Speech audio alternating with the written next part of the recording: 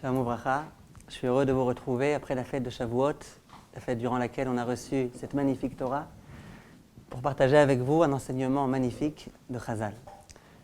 Le Rambam dit, dans les halachot du Nazir, Aomer areni Nazir, imeese kar vekar, o imlo eese, vechayotse beze, areze racha. Celui qui dit, moi, je m'engage à devenir Nazir, si jamais je fais ceci et cela, ou si je ne fais pas ceci et cela. Il s'engage, il dit si aujourd'hui je bois un verre de coca, je serai nazir. Si jamais je ne bois pas de verre de coca, je ne serai pas nazir.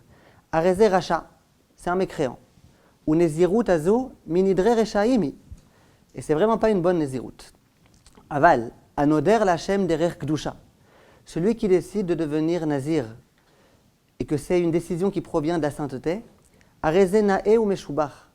C'est une bonne mesure qu'il a prise, qui est digne de louange. Et à son sujet, il est dit qu'il a la couronne divine qui se trouve sur sa tête, ce nazir-là. Kadosh ou l'Hachem, il est saint. Shakloa katouv, kenavi, sheneemar, etc. Et il dit, et il est semblable au navi. Donc on voit de là que de décider de devenir nazir, ce n'est pas quelque chose qu'on conseillera à tout un chacun. Parce qu'être nazir, ça peut être mal vu par la Torah Kedosha.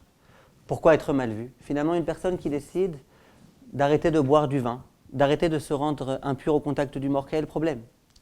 Il y a plusieurs raisons qui ont été données. La première, c'est que le nazir, à partir du moment où il s'engage à l'être, il y a un certain nombre de halachot qui vont le concerner.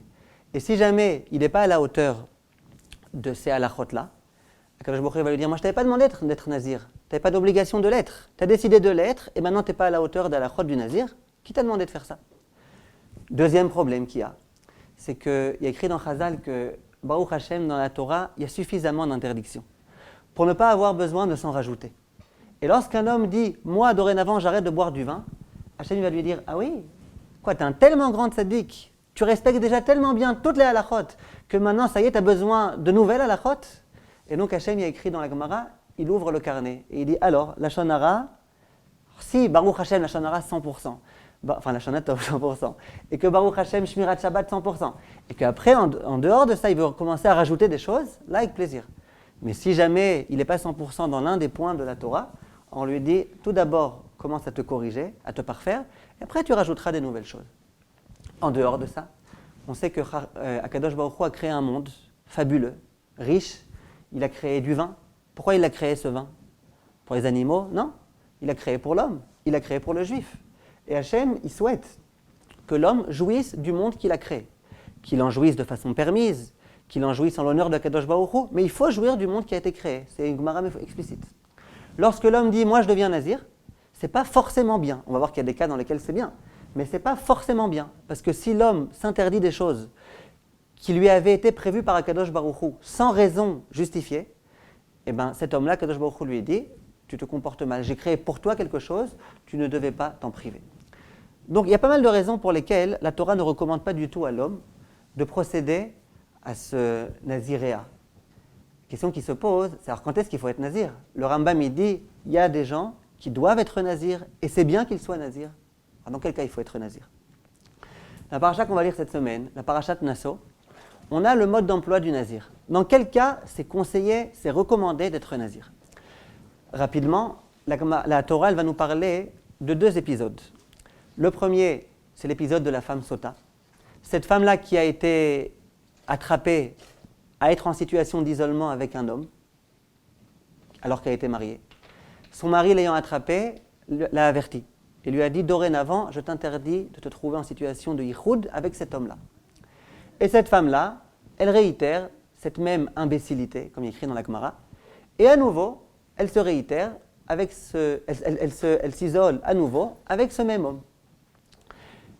La Torah va dire, cette femme-là, il va falloir la faire boire d'une espèce de potion magique dans laquelle il y a le nom d'Akadosh Baruch Hu qui est effacé, et de deux choses l'une.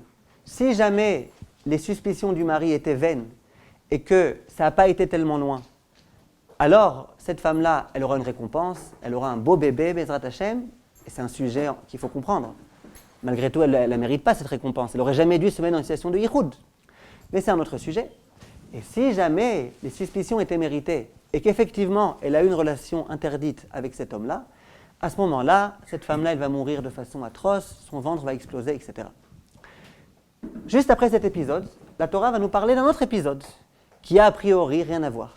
C'est l'épisode du Nazir. Cet homme-là, qui est bien intentionné, qui est conscient des dangers de l'alcool et qui préfère s'écarter complètement de toute consommation d'alcool et de tout ce qui pourrait avoir un lien avec l'alcool, à savoir le raisin et les pépins du raisin, etc. etc. La Gemara va demander comment ça se fait que ces deux épisodes aient été juxtaposés, les deux ensemble. A priori, il n'y a aucun rapport entre l'un et l'autre. Va dire la Gemara, si. C'est pour que tu saches bien, et c'est un enseignement vraiment de première grandeur. Chez Kol Haroé Sota Bekilkula, Yazir Atzmo Minayayin. Que tout homme qui voit une femme sota dans cet état de déchéance-là, au moment où elle est en train de mourir dans ces circonstances-là, cet homme-là qui est spectateur, il doit devenir nazir. Donc on a trouvé le cas. On a cherché un cas où la Torah recommande d'être nazir. Il y a un cas. Tu vois une femme dans cette déchéance-là qui a fait les 400 coups, qui a été très loin. Et bien cette femme-là, dès lors que tu l'as vue, il faut que tu prennes la décision de devenir nazir. Comment ça se fait? Alors l'année dernière, on avait fait tout un cours à ce sujet-là. Je vous le résume, Bezrat Hashem, en 1 minute 30, si j'arrive. Ça ne va pas être facile. L'idée était de dire la chose suivante. Cette femme-là, Sota, c'était une femme extrêmement pieuse. Elle se couvrait même la tête. Ainsi que la Torah va dire qu'au moment où on va devoir la faire boire de cette potion, on va lui découvrir la tête. Donc jusqu'à présent, c'était une vraie tzadika.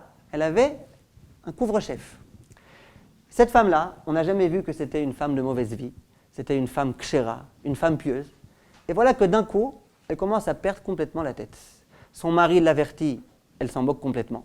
C'est une femme mariée, donc si jamais elle avait des désirs, elle pouvait très bien les assouvir de façon permise avec son mari. Et malgré tout, elle va chercher, je ne sais pas où. Cette femme-là, il y a un véritable problème. L'homme qui se promène et qui voit cette femme-là, qui jusqu'à présent était connue comme étant une tzadika, dans cet état-là, il ne peut s'empêcher de se poser une question très forte. Makorepo, qu'est-ce qui se passe? Qu'est-ce qui se passe? Comment une femme tellement tzadika, c'est elle qui organisait des cours partout, et des cours de la shonara, et des chaînes, et des machins, et tout. Comment d'un coup elle en est arrivée là? C'est pas possible. Je ne comprends pas.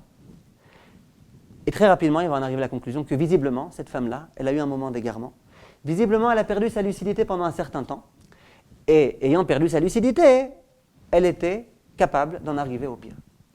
Et donc cet homme-là, il fait un raisonnement très simple. Il dit, si cette femme-là, qui était tzadika, qui était tsnoua, qui se couvrait la tête, elle a pu du jour au lendemain dégringoler à un tellement grand point, moi aussi ça peut m'arriver. Et donc, il faut que je prenne les mesures, il faut que je sois sur mes gardes, et donc je deviens, Bezrat Hashem, nazir, j'évite de boire du vin, parce que si jamais je bois du vin, je risque d'en venir à ce où elle en est arrivée. Visiblement, si elle en est arrivée là, c'est qu'elle a bu du vin, qu'elle s'est droguée, ou je ne sais pas encore exactement quoi. Ça, c'était la leçon qu'on avait donnée l'année dernière. On avait juste posé une question très forte. On avait dit, mais je ne comprends pas. Si jamais on considère que l'abus d'alcool est dangereux, alors ce n'est pas la peine de me dire celui qui voit une femme dans cet état-là, il doit arrêter de boire de l'alcool. Il faut dire tout juif conscient des dangers d'alcool doit ne pas boire. On dit non, c'est parce que tu l'as vu qu'il faut que tu arrêtes de boire. Quel rapport? Et en dehors de ça, on avait demandé, on avait dit, moi j'habite à côté du Beddin. Donc c'est normal que de temps en temps, je rencontre le grand rabbin du Beddin, que je rencontre la femme de ménage du Beddin, et que je rencontre ce genre de situation fâcheuse. C'est normal, j'habite là-bas, tous les jours je suis là-bas. Or j'entends des choses joyeuses, comme j'entends des choses un peu plus tristes. Pourquoi ça me concerne? Pourquoi c'est moi qui dois maintenant, dorénavant, devenir nazir? C'est pas de ma faute si j'habite près du Beddin. Et la réponse qu'on avait donnée, en un mot aussi, c'était de dire que non, rien n'est le fruit du hasard. Si moi j'ai été spectateur de cette scène, c'est que c'est un message qu'Akadosh Baruch Hu m'adresse directement. Si j'ai allumé la radio et que j'ai entendu quelque chose, c'est que c'est un message qui m'adresse directement. J'aurais pu aussi ne pas l'allumer. J'aurais pu l'allumer et ne rien entendre. Tout ce qu'Akadosh Baruch Hu veut me montrer, il me le montre. Tout ce qu'il veut ne pas me montrer, il ne me le montre pas. Et donc tous les messages que j'entends dans le monde ne peuvent pas me laisser indifférent. Ils s'adressent à moi directement. Et donc, si Hachem a fait qu'aujourd'hui je sois passé devant le Beddin au moment où il y avait cette femme-là dans cet état-là, c'est qu'Hachem voulait me dire, attention, signal d'alarme. Toi, peut-être que demain, tu aurais pu tomber et que tu aurais pu fauter si jamais tu avais bu trop d'alcool. Attention, arrête-toi, prends-toi en main, attends. Voilà ce qu'on avait dit l'année dernière. J'aimerais cette année, Bezrat Hashem, aborder le sujet d'une autre façon. Et à mon avis, l'enseignement là, il est extrêmement important, extrêmement urgent. et il est aussi très beau. Vous allez voir, il y a des enseignements très beaux que Chazal nous enseigne à ce sujet. On sait que l'homme et la femme, bien évidemment, peuvent être très facilement influencés par leur entourage. C'est une chose qu'on connaît, c'est un principe qu'on peut remarquer partout. Lorsque je me trouve quelque part, je peux être influencé, ou dans le bon sens, ou dans le mauvais sens. Si je me trouve avec des gens qui sont supérieurs à moi, qui sont tzadikim, eh ben, j'aurais tendance à être plus tzadik que si je me trouve avec des gens qui sont complètement rechaïm. Les Chachamim vont nous dire, c'est un peu comme un homme qui rentre dans une parfumerie. Il rentre dans la parfumerie, qu'il le veuille ou non, qu'il ait acheté du parfum ou pas, qu'il ait essayé, qu'il n'ait pas essayé. Quand il sort, il aura une bonne odeur. Si par contre il rentre dans une étable, quand il sortira, qu'il le veuille ou non, etc. On raconte qu'un jour il y avait un terroriste de Gaza et un juif très tzaddik. Les deux, ils ont fait un concours. Qui est-ce qui pourrait rester le plus de temps dans une étable? Alors le terroriste, il dit « Moi, je pourrais rester plus de temps que toi ». Le juif, il dit « Non, moi, je pourrais rester plus de temps que toi ». Bref, ils rentrent les deux dans une étable. Et le juif, au bout d'une minute, montre en main, il n'en peut plus, il est obligé de sortir. Et le terroriste arabe là-bas, il reste 10 minutes, 20 minutes, 30 minutes, 35 minutes. Au bout de 35 minutes, les moutons, ils n'en ont plus pu, ils sont partis tous. D'accord? Donc, en tous les cas, on reste dans une étable. Quand on ressort, et si on sort avant les moutons, ou après, on sort avec une mauvaise odeur. Et bien là, Chazal nous enseigne que c'est exactement la même chose avec l'homme. L'homme, là où il se trouve, il va être influencé par ce qu'il va voir, par ce qu'il va entendre, par l'atmosphère générale qui règne dans le lieu dans lequel il se trouve. Et les exemples qu'on pourrait apporter sont vraiment nombreux. L'un des exemples très forts nous raconte qu'un jour, il y avait un grand conférencier qui arrivait dans une ville. C'était un grand conférencier. Il connaissait beaucoup de Torah. Il savait très bien parler. Et c'était un vrai plaisir de l'entendre. Il renforçait les gens vraiment de façon extraordinaire. Et il y a des Bachori et Shiva qui se sont dit, et l'un d'entre eux a raconté cette histoire depuis, il est devenu un très grand rave, il dit, nous, on a voulu l'entendre. Simplement, ce conférencier, il n'était pas complètement tzaddik. Il n'était pas 100% sur la longueur d'onde de la Torah. Donc il avait quelquefois quelques écarts, comme ça, il y avait des choses qu'il disait qui n'étaient pas complètement Torah. Mais ils se sont dit, c'est pas grave, on va aller l'écouter. Le bon, on l'écoutera. Et le mauvais, on ne l'écoutera pas. Bon, il y a un petit groupe de Bachurim qui ont décidé d'y aller. Ils ont été à l'endroit où le conférencier devait parler, simplement ils sont arrivés 1 heure à l'avance. Là où la conférence était prévue, il y avait à quelques mètres de là-bas un très grand rave qui y habitait. L'auteur du livre Le Leshem. Le Leshem, c'était le grand-père du Rav Eliashiv. C'était un grand Mekoubal, un très grand tzaddik. Ils se sont dit, on va aller lui rendre visite, on va lui demander une bracha. Ils ont été pour lui rendre visite. Le Rav les a accueillis, sans même qu'ils ouvrent la bouche, sans même qu'ils disent au Rav pour quelle raison ils sont venus ici. Le Rav, il leur a dit, j'aimerais vous dire quelque chose. J'ai encore jamais vu dans ma vie un savon qui peut complètement nettoyer ce que nos oreilles ont entendu et qui ne sont pas en accord avec la halakha. Et il a répété, j'ai jamais vu un seul savon qui était capable d'effacer complètement ce que nos oreilles ont entendu et qui n'est pas en accord avec la halakha. Ça veut dire que je me trouve quelque part. J'entends quelque chose. Je me dis, c'est pas grave, je vais entendre et puis ce que j'ai pas envie, j'oublierai. Ça n'existe pas. Il n'y a pas de savon qui peut faire oublier. Même si j'oublie, dans mon âme, ça reste encore inscrit. Et donc, il voulait leur dire, surtout, n'allez pas écouter ce rave.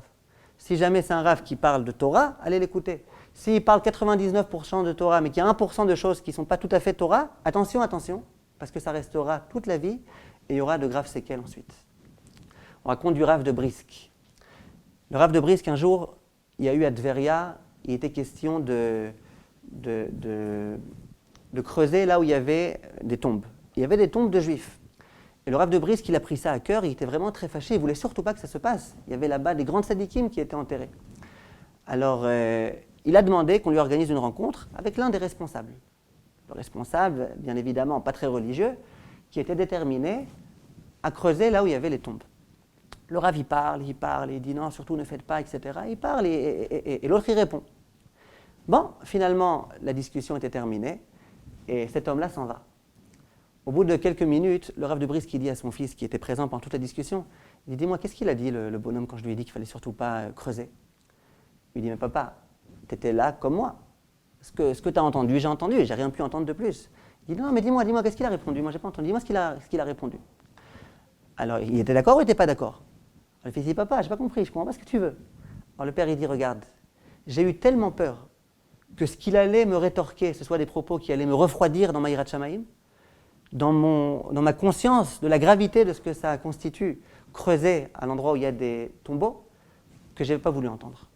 Et donc il n'a pas voulu entendre. Pourtant il était là pour dire il ne faut pas creuser, mais il a eu peur que s'il entend quelqu'un qui allait lui dire il faut creuser, que ça allait immédiatement le refroidir complètement. Il a préféré ne pas écouter.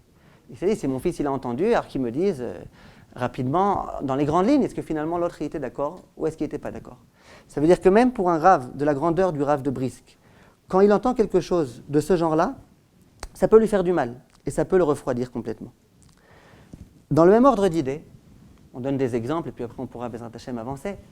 On nous dit que lorsqu'un homme a tué un autre homme de façon involontaire, il y a une halakha, c'est qu'il doit se rendre en ville de refuge. Qu'est-ce qu'il doit faire dans cette ville de refuge? Il doit aller là-bas et se réfugier pour ne pas qu'il y ait une personne qui viendrait, un membre, un proche de la famille de celui qui a été assassiné, qui vienne et qui s'en prenne à lui et qui l'agresse. Il y a écrit dans le passouk « Tachin lecha aderech ». Ça veut dire qu'il fallait, dans tous les endroits en Eretz Israël, qu'il y ait des poteaux indicateurs, dans lesquels il y a écrit « ville de refuge, à droite, à gauche, tant de kilomètres ». Et la question qui se pose, c'est pourquoi c'est tellement important qu'il y ait des panneaux indicateurs. Pourquoi? Si on veut renforcer la question, lorsque les Bnei Israël devaient tous monter à Yerushalayim, il n'y avait pas de panneau indicateur, Yerushalayim à droite, Yerushalayim à gauche, il n'y avait pas. Les gens qui ne connaissaient pas le chemin, ils devaient se renseigner. C'est où Yerushalayim, ici, là-bas? Quelle différence? Bien Chachamim me disent, c'est qu'il y a une grande différence entre cet homme-là, cet assassin involontaire qui doit se rendre en ville de refuge, et cet homme-là qui veut se rendre à Yerushalayim. Quelle différence? Il y a un homme à tuer, certes de façon involontaire. Sans arrêt dans la rue, il va demander c'est où la ville de refuge? Les gens ils vont dire mais pourquoi tu as besoin? Tu as de la famille là-bas? Non, c'est moi, je suis monté sur une échelle et puis je suis tombé, j'ai tué quelqu'un. Ah, tu as tué quelqu'un? Ou Asaha. Et puis après, il va rentrer à la maison. Léa, tu sais ce qui s'est passé avec j'ai rencontré un homme aujourd'hui, il était sur une échelle, il est tombé, il a tué quelqu'un. Et puis le lendemain, il va rencontrer un autre. C'est où la ville de refuge? Ah, toi? Ah oui, moi ceci, moi cela. Et puis finalement, on va s'habituer, ça va rentrer dans le décor, qu'il y a des gens qui meurent, qu'il y a des gens qui montent sur des échelles sans vérifier les échelons et qui tombent et qui tuent. Et puis le concept de la mort, qui est censé être tellement gravissime à nos yeux, d'un coup il va devenir habituel. Et ça, on ne veut pas. Donc on veut que cet homme-là, au moment où il se promène, que de lui-même il voit, à droite, à gauche, qu'il n'ait pas besoin de mêler les gens à cette mort-là dont il a été l'objet, dont il a été le coupable. Par contre, quand il y a des hommes qui veulent monter à Yerushalayim, au contraire, il va dire, c'est où Yerushalayim? Là, il y a la mitzvah de monter à Yerushalayim. L'autre, il va dire, Léa, tu sais, aujourd'hui, j'ai rencontré 25 personnes qui voulaient monter à Yerushalayim. Ah, c'est vrai, ouais, les juifs, comment ils sont tzadikim, veulent monter à Yerushalayim. Au contraire, ça, on a envie. On veut qu'il y ait une atmosphère de Yerushalayim, une atmosphère de Torah, une atmosphère de Yirat Shamayim. Donc ça, on veut. Par contre, l'atmosphère de la mort, ça, on ne veut surtout pas. Et c'est la raison pour laquelle il y a écrit de façon explicite qu'il fallait qu'il y ait des panneaux indicateurs. Ça veut dire quoi? Ça veut dire que l'homme, il s'habitue à ce à quoi il entend parler. Et donc, s'il entend parler, s'il est habitué au concept de la mort, et bien d'un coup, il va s'habituer lui aussi à la mort. Et d'un coup, pire que ça, il risque lui aussi de commencer à devenir négligent dans tout ce qui concerne les problèmes de vie et de mort. Et ça, on a une preuve explicite. Il est écrit dans la Gemara de Makot que Moshe Rabbeinu, il a érigé 3 villes de refuge sur le côté du Jourdain, là-bas, Be'ever à Yarden. 3 villes de refuge. Par contre, Yehoshua, lui, il a érigé 3 villes de refuge en Eretz Kenan. Maintenant, Be'ever à Yarden, il y avait 2 tribus qui se trouvaient. Alors qu'en Canaan, il y avait 10 tribus. Donc 3 villes de refuge pour 10 tribus en Canaan, et 3 villes de refuge pour 2 tribus. Be'ever à Yarden, vous ne trouvez pas que c'est un petit peu inéquitable? Si pour 10 tribus, il fallait 3 villes de refuge, alors pour 2 tribus, une seule, ça aurait amplement suffi. Après, il en fallait 3. La Gemara, elle pose cette question. Et elle dit, non, vous savez pourquoi? C'est parce qu'à Gilad, c'était un endroit qui se trouvait justement en Eretz Kenaan, là-bas, en Be'ever à Yarden, à Gilad, Shriche Rotzrim. Il y avait beaucoup d'assassins. C'était un endroit où il y avait beaucoup de mafias, beaucoup d'assassins. Et donc, bien qu'il n'y avait que 2 tribus, il fallait, pour accueillir toutes les personnes qui auraient tué, il fallait 3 villes de refuge. Demande Tosfot, et tous nos chachamim, ils disent mais quel rapport? Les villes de refuge, elles sont là pour accueillir les personnes qui ont tué par inadvertance. Une personne qui a tué sciemment un assassin, il n'a pas le droit d'aller en ville de refuge. Donc, ça ne répond pas à la question. À Gilad, on dit qu'il y avait 3 villes de refuge. Pourquoi? Parce qu'il y avait beaucoup d'assassins. C'est quoi des assassins? Des assassins qui tuaient sciemment. Mais ceux-là, ils ne vont pas en ville de refuge. Qui est-ce qui va en ville de refuge? Les gens qui sont montés malencontreusement sur une échelle, qui n'ont pas bien vérifié et qui sont tombés et qui ont tué quelqu'un qui était en dessous. À Gilad, il n'est pas censé y avoir plus de gens qui tuent de façon involontaire qu'ailleurs. Les Chachamim me disent, bien sûr que si. Pourquoi? À Gilad, on était habitués, on allumait la radio, aujourd'hui il y a eu 300 morts, aujourd'hui il y a eu 400 meurtres, aujourd'hui il y a eu tant de morts, tant de morts. Les gens dans la rue, ils s'entretuaient les uns les autres. Sciemment, bien sûr, sciemment. Donc du coup, les gens qui habitaient à Gilad, pour eux la mort c'était bon. Aujourd'hui, Baruch Hashem, il n'y a eu que 150 morts. C'était comme ça qu'ils voyaient les choses. Quand on s'habitue au fait qu'on peut mourir, il y a beaucoup de gens qui meurent, et finalement c'est pas si grave, et puis on s'habitue à l'idée. Du coup, on perd complètement la compréhension de ce que c'est la vie et de ce que c'est la mort. Du coup, quand un homme monte sur son échelle, pourquoi vous voulez qu'il vérifie? Maximum, je meurs. De toute façon, je risque de mourir parce qu'il y a tellement d'assassins ici que je risque de mourir. Et puis si je tombe et que je tue quelqu'un, j'en aurais tué. Un de plus, un de moins, ça change quoi? C'est de cette façon-là que les gens y vivaient. Et puis quand je dois jeter ma poubelle par la fenêtre, c'est pas la peine de vérifier s'il y a des gens qui marchent en dessous ou pas. Maximum, je tue. Ça veut dire que l'homme, il peut complètement perdre toute sa sensibilité, même des sujets les plus importants tels que la vie et la mort, dans la mesure où il se trouve dans un endroit dans lequel on galvaude, on méprise la mort. C'est la raison pour laquelle à Gilad, puisqu'il y avait beaucoup d'assassins volontaires, il y avait aussi beaucoup d'assassins involontaires, parce qu'il y avait beaucoup de négligence. On retrouve l'idée, c'est que là où on entend beaucoup de choses négatives, quand on baigne dans un endroit négatif, quand on baigne dans un endroit dans lequel on s'habitue au mal, et bien finalement on devient soi-même négatif. On perd soi-même la sensibilité de l'homme. Et c'est d'ailleurs la raison pour laquelle Chachamim, ils ne recommandent pas du tout d'être des accros de la radio et des journaux, etc. Il faut savoir ce qui se passe dans le monde, il faut savoir. Mais d'être sans arrêt en train d'écouter combien il y a eu de morts, combien il y a eu de violeurs, combien il y a eu de voleurs, combien il y a eu de gens qui ont assassiné leurs parents parce qu'ils voulaient prendre leur argent, combien... Finalement, quand on entend tout ça, on perd notre sensibilité. On s'habitue à ce que, alors tuer, là, il y en a qui tuent. Des violeurs, il y en a. Aujourd'hui, un de plus, un de moins. Et toutes ces affaires-là, tellement fâcheuses qu'on entend au quotidien, finalement, on perd notre sensibilité. C'est pour ça que Chachamim me disent, il ne faut pas trop écouter la radio. Ce n'est pas la peine de trop écouter. Maximum, on n'aura pas entendu une donnée. Maximum, il y aura une personne qui se sera mal comportée qu'on n'aura pas entendue. Ce n'est pas grave. Mais de s'habituer que les gens, c'est tous des voleurs et tous qui se comportent n'importe comment. Il y a tellement de terroristes qui tuent, il y a tellement de règlements de compte, il y a tellement... Pourquoi finalement? Pour que moi, je me mette à mépriser l'importance de la vie, que je me mette à mépriser la droiture. J'entends tellement de gens qui ne sont pas droits. Tous les jours, des policiers qui ont été attrapés à faire des choses, et des machins qui ont... Alors quoi? Finalement, je vais devenir moi aussi pas droit. C'est pas dommage. C'est la raison pour laquelle les Chachamim, même les gens très ouverts, j'entendais le Rav Sitruk dire ça dans un cours. Il disait, moi, les gens, ils me reprochent de ne pas écouter suffisamment, de ne pas être assez informé. Dans le grand rabbin de France, il doit être informé. Il disait, non, moi, je m'en fous complètement de tout ce qui se passe dans le monde. Comme ça, il disait. Ça veut dire quoi? Ça veut dire, et il expliquait ça. Il disait, on n'est pas obligé, sans arrêt, d'entendre toutes les choses horribles qui se passent dans le monde. Si jamais à la radio, il disait, on nous annonçait, un tel a acheté une nouvelle paire de téfilines, un tel a fait Birkat HaGomel, alors là, pourquoi pas? Mais d'entendre toutes ces choses-là tellement négatives, ça, c'est pas ce qu'on souhaite faire.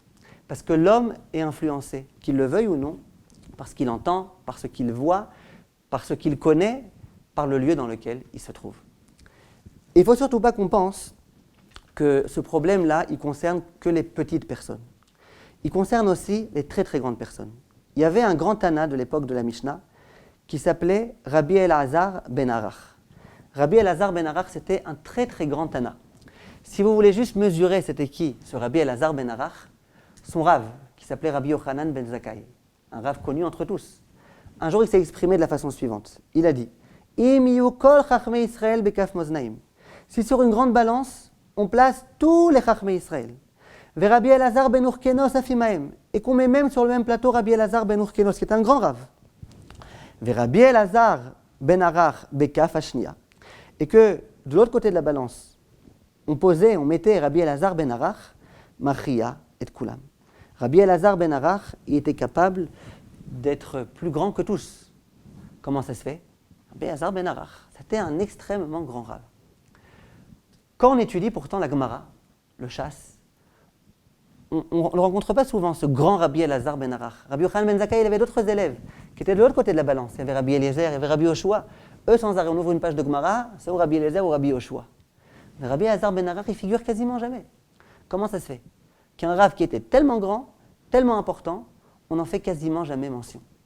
Par rapport, en tous les cas, aux autres rabbanim de son temps, qui étaient moins grands que lui et qui figurent sans arrêt. C'est qu'en fait, la Gemara dans Masechet Shabbat d'Af Kuf Mem Zayin va nous raconter l'échec de Rabbi Elazar ben Arach. Elle va nous dire que, tant que Rabbi Yochanan ben Zakkai était en vie, tous les élèves, Rabbi Yoshua, Rabbi Eliezer, les 5 autres élèves, et Rabbi Elazar ben Arach, ils étaient tous auprès de leur Rav, Rabbi Yochanan ben Zakkai. Au moment où le Rav est décédé, ils se sont demandé qu'est-ce qu'on fait. Les 5 élèves ont décidé d'aller à Yavne. Yavne, c'était pas l'école, mais le lieu dans lequel il y avait le plus de Chachamim. Il y avait les Chachamim du Sanhedrin. C'est vraiment une ville de Torah, grande ville de Torah. Ils se sont dit, maintenant, notre maître n'est plus là. Alors venez, on va chercher d'autres rabbanim, d'autres enseignants. On va aller à Yavne. Et il y a ce Rav-là, Rabbi Elazar ben Arach, qui a refusé. Lui, il a été dans une ville qui s'appelle Diumsit. Diumsit, la Gemara nous dit, c'est un endroit dans lequel il y a beaucoup de bains. C'est une station balnéaire, on dirait. Et un endroit dans lequel il y avait un vin particulier. Donc, Rabbi Elazar ben Arach, il a profité du fait que son Rav soit décédé pour aller faire un kiff, aller aux Bahamas et commencer à kiffer sa vie. C'est ce que la Gemara raconte. Il s'est trouvé là-bas pendant un long moment. Cure de ceci, cure de cela, Club Med, machin, sans arrêt. Il est resté là-bas pendant de nombreuses années. Au bout d'un moment, il s'est dit, bon, c'est bien beau, hein, Club Med, etc., mais combien de temps? Il y a mes amis, j'imagine, qu'ils ont continué à étudier, qui se sont vraiment investis à fond dans leur étude de Torah. Je vais aller leur rendre visite. Il a été à Yavne pour leur rendre visite. Et à ce moment-là, c'était le moment de la lecture à la Torah, on lui a dit Bechavod, Ya'ale Bechavod, Rabbi Elazar ben Arach. Il est monté à la Torah, et c'était la parashat Bo. Là-bas, il y a un pasouk connu entre tous, dans lequel il est écrit Achodesh Azeh Lachem, la première mitzvah de la Torah, mitzvah de Kiddush Achodesh. Lui, il a pris le yad. Ça ne se fait pas de ne pas connaître la lecture de la Torah quand même, quand on est un Rav de la dimension de Rabbi Elazar ben Arach. Et il s'est complètement embrouillé. Au lieu de dire Achodesh Azeh Lachem, il a dit Hacheresh Aya Libam.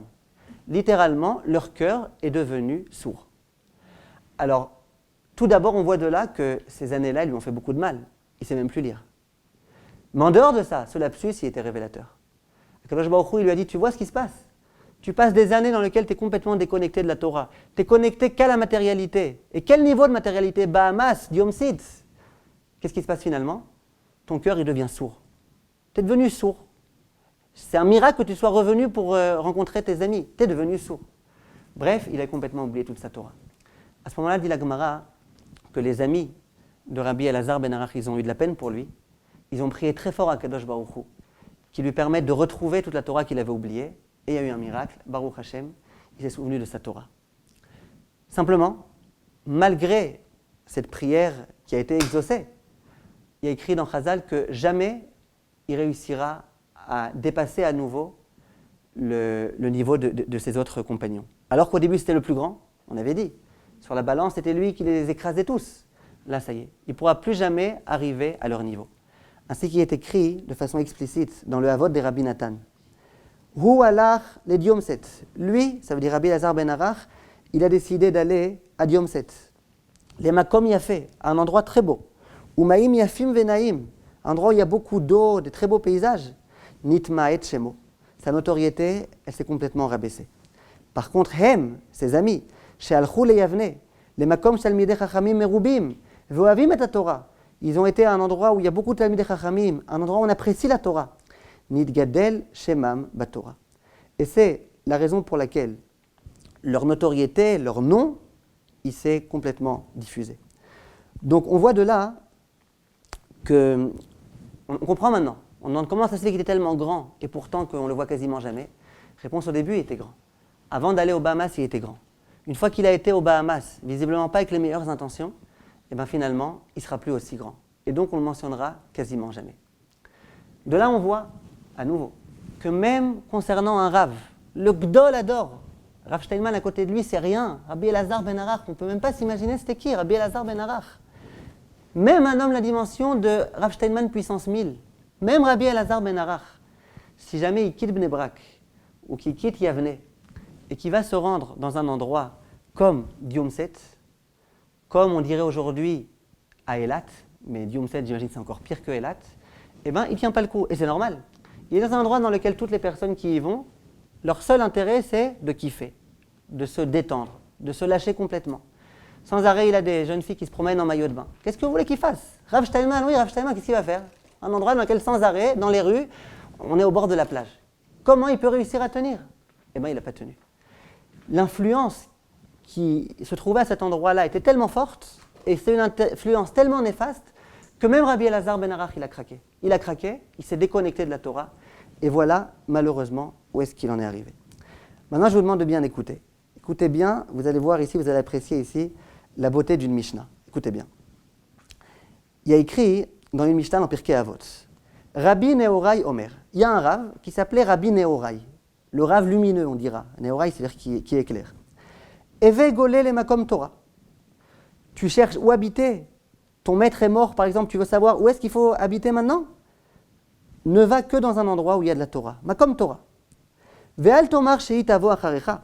Et ne dis pas, moi je vais là où je veux aux Bahamas, et la Torah elle me courra après. Non, non. Va à un endroit de Torah.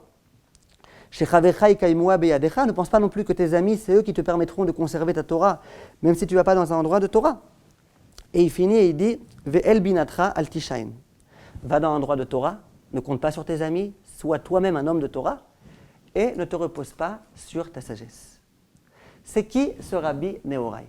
Rabbi Nehorai. On ne sait pas c'est qui Rabbi Nehorai. C'est qui ce Rabbi Nehorai? Dans la Gemara de Shabbat, d'Afkouf Mem Zayin, il y a deux opinions. Il y en a qui disent que Rabbi Nehorai, ce n'était pas Rabbi Nehorai, c'était Rabbi Nechemia. Et pourquoi on l'appelait Rabbi Nehorai? Pour une raison très précise. Et il y en a qui disent que c'était qui Rabbi Nehorai? Devinez, c'était Rabbi Elazar ben Arach. Ce même Rabbi Elazar ben Arach, qui a complètement dérapé quand il s'est rendu à Diomset. Et bien pendant toute sa vie, il va retenir cette leçon. Une fois qu'il va retrouver ses esprits, une fois qu'il va retrouver sa Torah, une fois qu'il va retrouver sa Yirat Shamayim, il va retenir et il va essayer de diffuser cette leçon au maximum. Et il va faire de ça toute une Mishnah. Quand il écrit Rabbi Nehorai, il y a une opinion selon laquelle c'est Rabbi Elazar ben Arach. Et qu'est-ce qu'il va dire? Et vous golim limkom Torah. Vous voulez quelque part, n'allez surtout pas à Diomset. N'allez surtout pas à Deauville. Vous voulez aller dans un endroit, habiter quelque part, allez pas à Eilat. Allez où? Dans un Makom Torah. Pourquoi? Parce que lui-même, il a été spectateur de cet terrible échec qui a été le sien. Et donc, il leur dit surtout, attention, vous voulez aller quelque part, allez dans un Makom Torah.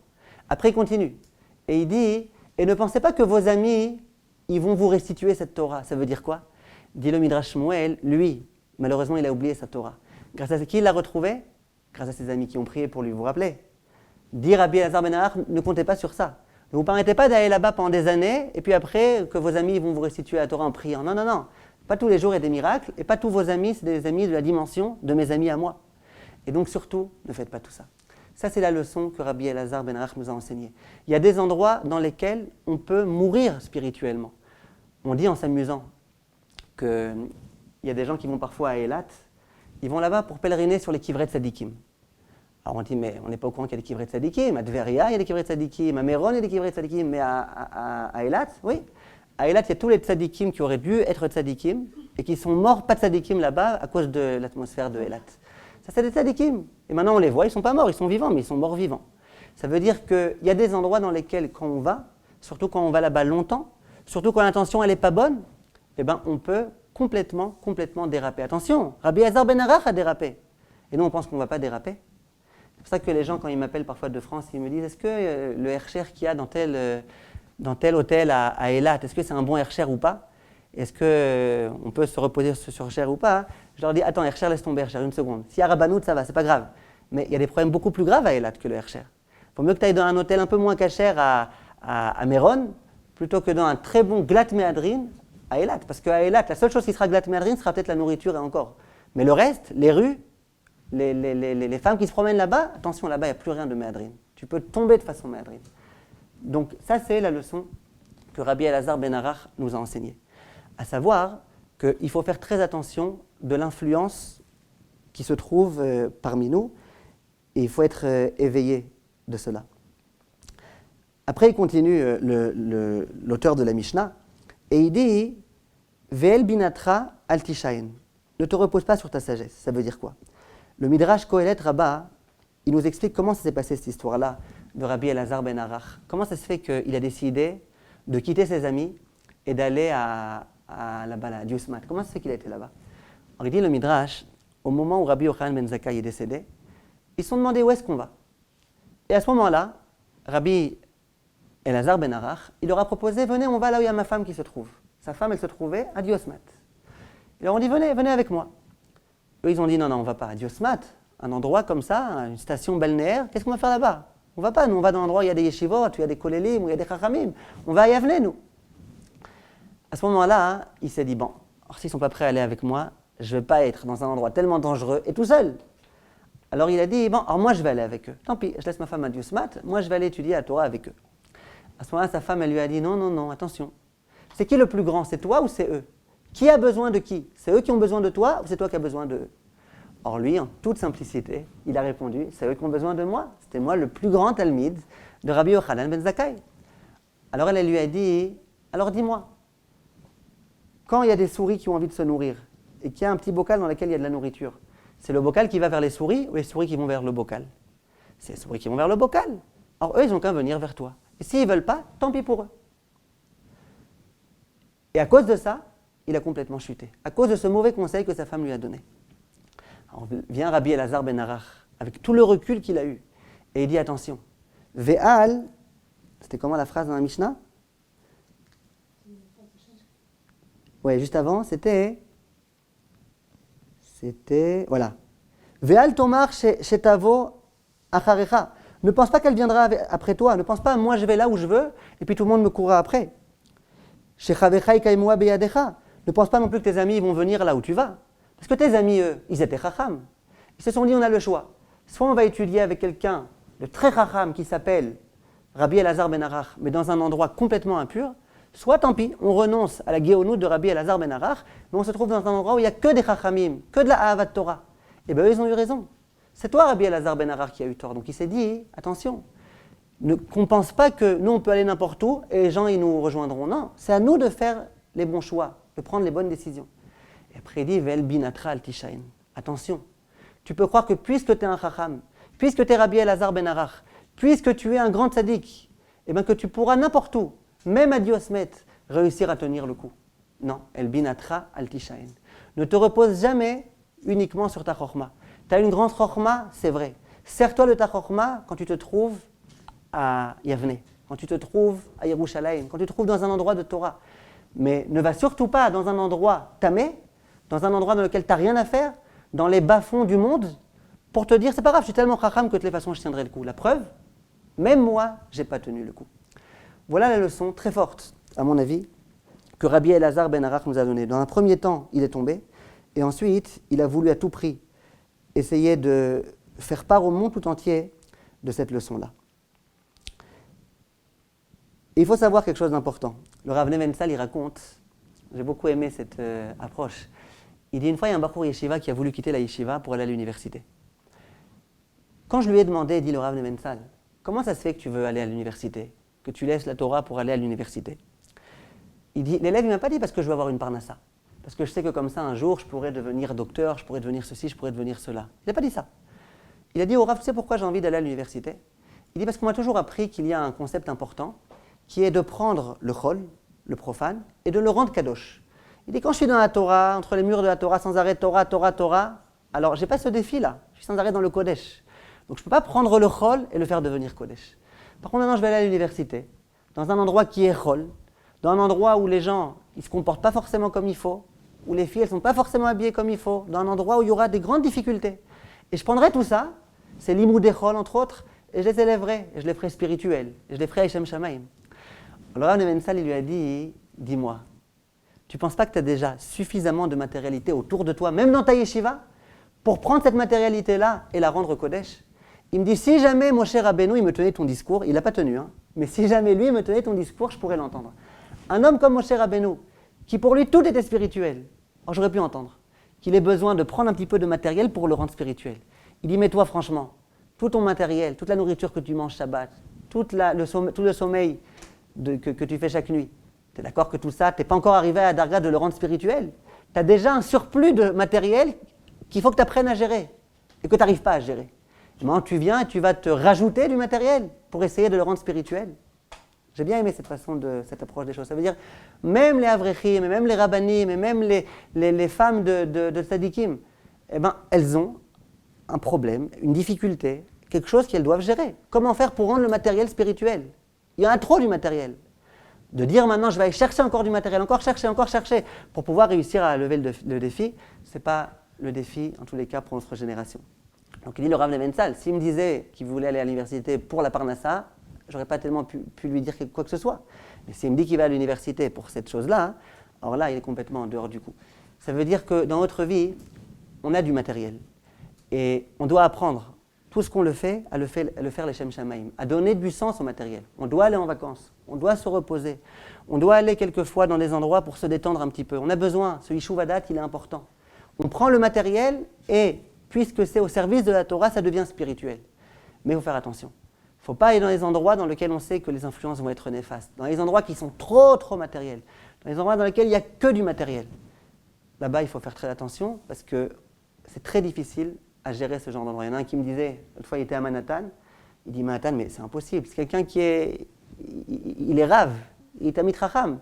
Mais tu vas à Manhattan, tu as les grandes affiches là qui font des kilomètres de hauteur et qui brillent et qui machin. Il dit, comment tu peux là-bas réussir à rester un juif normal? Comment tu peux ne pas être complètement ébloui par ce que tu vois? Il y a des endroits dans lesquels il faut faire attention. Ça, c'est ce que Chachamim nous enseigne. Pour en revenir au point de départ, il est écrit dans la Gemara, Aroé Sota Bekilkula. Il y a un homme qui se promène et qui voit une femme Sota. Lorsqu'il voit une femme Sota, de surcroît, si effectivement elle est morte, il comprend tout de suite que ça veut dire que cette femme-là, elle a une relation extra-conjugale interdite. Immédiatement, il comprend ce qui s'est passé, il est déjà en contact avec une faute. Il est en contact, voilà. Il y a une femme qui, alors que son mari lui a demandé de ne pas faire de yichoud et de surtout pas avoir de relation conjugale, elle a une relation interdite. Voilà ce qui se passe. L'homme, il est en contact avec ça. Tu es en contact avec la faute, déjà tu es vulnérable. Déjà, tu t'es refroidi. Vient la Torah et dit, il y a un cas dans lequel il faut être nazir. C'est conseillé, c'est recommandé d'être nazir. Quel cas? Quand tu es en contact avec la Havera. Tu as été en contact avec la Havera, tu as été en contact avec cette femme-là qui se comporte n'importe comment, immédiatement, il faut que tu prennes des mesures. Quelles mesures? Yazir atzmo minayayin. Chachamim pose une question. Ils disent, mais a priori, c'est bizarre ce qui se passe ici. Pourquoi? Cet homme-là, il a vu une femme qui a commis une Havera. Donc immédiatement, il a vu, d'accord, il y a eu une faute. Mais qu'est-ce qu'il voit au même moment? Il voit la sanction d'Akadosh Baruch Hu. Quelle sanction? Une sanction surnaturelle. Une femme qui meurt de façon surnaturelle, de façon tellement atroce. Et puis en plus, il voit aussi l'ashgacha pratit d'Akadosh Baruch Hu. Hachem, il sait exactement ce qui s'est passé dans cette pièce, alors que personne au monde ne pouvait savoir. La preuve, cette femme-là, elle est morte. C'est-à-dire qu'Hachem, il sait qu'il y a une relation interdite. Quel chizouk il peut y avoir? Moi, la vérité, si je m'étais promené avec, j'avais vu tout ça, j'aurais été mitrazek. Et là, on dit non. Tu as été en contact avec la faute. Maintenant, ça ne suffit pas, les petits chizoukim là de ta vue, ashgacha pratit, machin. Non. Maintenant, yazir atzmo minayayin. Ça veut dire quoi? Dis Razal, ça veut dire que lorsqu'on est en contact avec la faute, c'est tellement percutant, ça a un impact tellement fort, ça refroidit tellement, que même ce chizouk qui pourrait venir après et qui permet à dire, tu vois, tu gagnes rien à faire des fautes, parce que si tu fautes après tu es puni, ça ne peut pas contrebalancer. J'ai été refroidi, c'est fini, maintenant je suis refroidi. Une fois que tu t'es refroidi, quelle est la seule chose qui va pouvoir, Bezrat Hashem, à long terme, te permettre de continuer à avancer et de ne surtout pas fauter à cause de ce que tu as vu?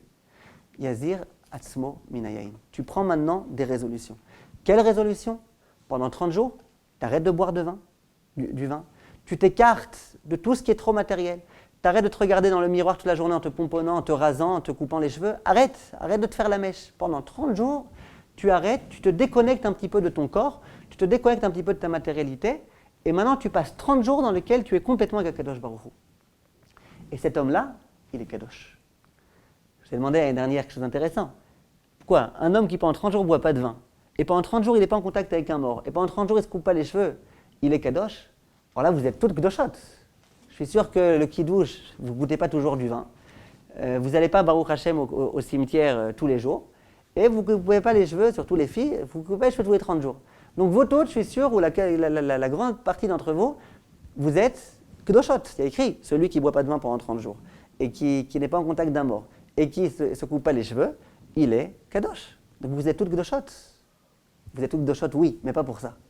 Chazal dit qu'il y a une grande différence entre un homme qui ne s'est pas coupé les cheveux parce qu'il ne s'est pas coupé les cheveux, qui ne s'est pas rendu au contact avec un mort parce qu'il ne s'est pas rendu, et qui n'a pas bu de vin parce qu'il n'a pas goûté du vin.